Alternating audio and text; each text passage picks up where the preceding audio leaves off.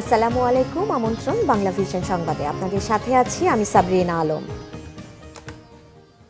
BDR হত্যাকাণ্ডের ন্যায় বিচার নিশ্চিতে আগামী ৫ কার্যদিবসের মধ্যে তদন্ত কমিটি করা হবে বলে জানিয়েছেন স্বরাষ্ট্র উপদেষ্টা মোহাম্মদ জাহাঙ্গীর আলম।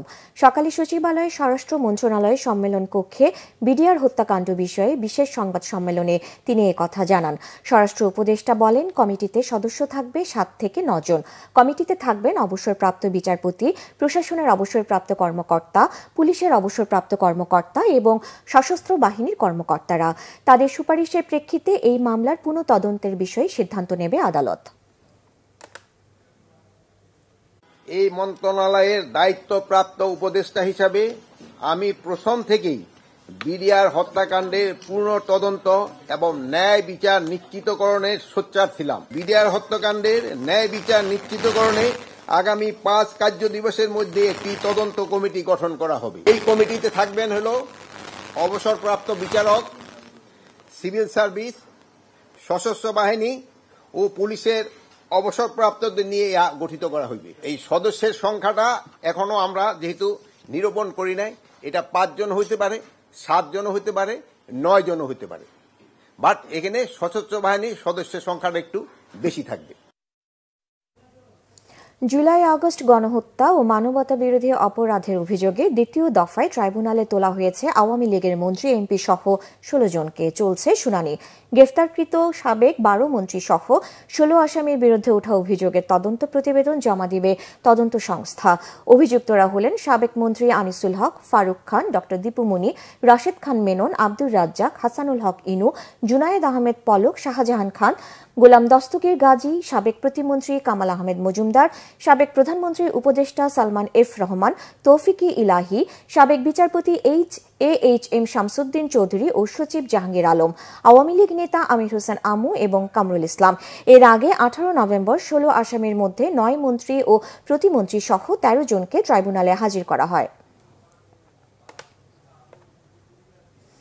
দর্শক, এই মুহূর্তে আন্তর্জাতিক অপরাধ ট্রাইব্যুনালে আছেন আমাদের বিশেষ প্রতিনিধি SM ফয়েজ। সরাসরি যাচ্ছি তার কাছে। ফয়েজ, জুলাই আগস্ট গণহত্যা মামলায় দ্বিতীয় দফায় ট্রাইব্যুনালে শুনানির বিষয়ে কি তথ্য আছে আপনার কাছে?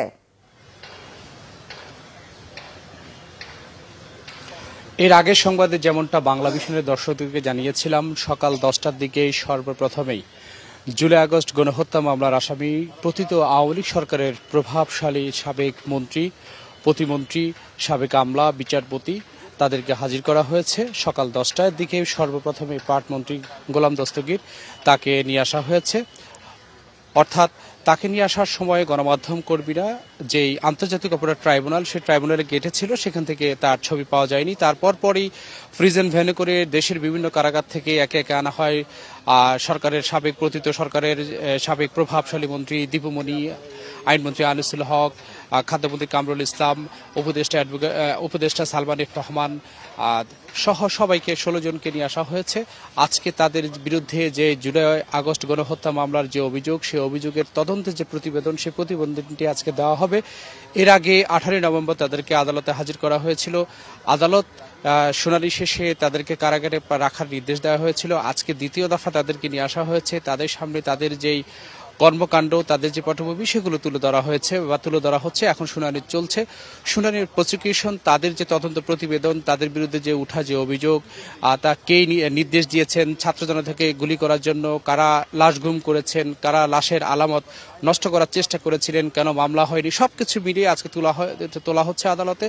প্রসিকিউশন তাদের যে যুক্তিতর্ক সেগুলো তুলে ধরছেন।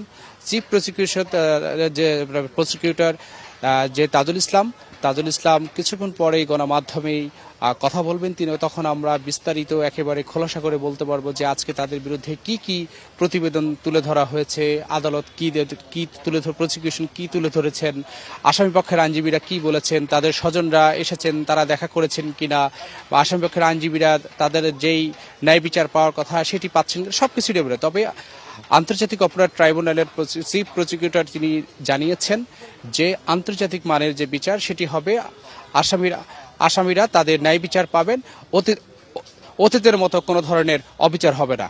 এই ছিল আমার কাছে এখানকার সবশেষ খবর। ধন্যবাদ ফয়েজ। তত্ত্বাবধায়ক সরকার ব্যবস্থা বাতিল সহ বেশ কিছু বিষয়ে আনা সংবিধানের পঞ্চদশ সংশোধনী নিয়ে জারি করা আলাদা রুলের উপর রায় ঘোষণা চলছে। বিচারপতি ফারাহ মাহবুব ও বিচারপতি দেবাশিস রায়চৌধুরীর সমন্বয়ে গঠিত হাইকোর্ট বেঞ্চ রায় দিচ্ছেন।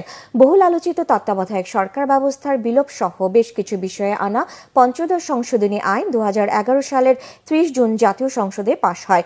2011 সালের 3 জুলাই এ সংক্রান্ত গেজেট প্রকাশ করা হয়। এই সংশোধনীর মাধ্যমে সংবিধানে বঙ্গবন্ধু শেখ মুজিবুর রহমানকে জাতির পিতা হিসেবেও উল্লেখ করা হয়েছে। এই সংশোধনীর দ্বারা তত্ত্বাবধায়ক সরকার ব্যবস্থা বিলোপের পাশাপাশি জাতীয় সংসদে সংরক্ষিত নারী আসন 45 থেকে বাড়িয়ে 50 করা হয়। এছাড়া অসাংবিধানিকভাবে রাষ্ট্র ক্ষমতা দখলকে রাষ্ট্রদ্রোহ অপরাধ বিবেচনায় নিয়ে সংশ্লিষ্ট ব্যক্তিকে রাষ্ট্রদ্রোহের অপরাধে দোষী করে সর্বোচ্চ শাস্তির বিধানও যুক্ত করা হয়েছে। এই ছিল এখনকার মতো। পরের সংবাদ দুপুর 12টায়। এছাড়া বাংলাভিশন সংবাদ ও সংবাদ সংশ্লিষ্ট অনুষ্ঠান দেখতে ভিজিট করুন www.vvnews24.com ও facebook.com/banglavisionnews এবং সাবস্ক্রাইব করুন youtube.com/banglavisionnews। ধন্যবাদ।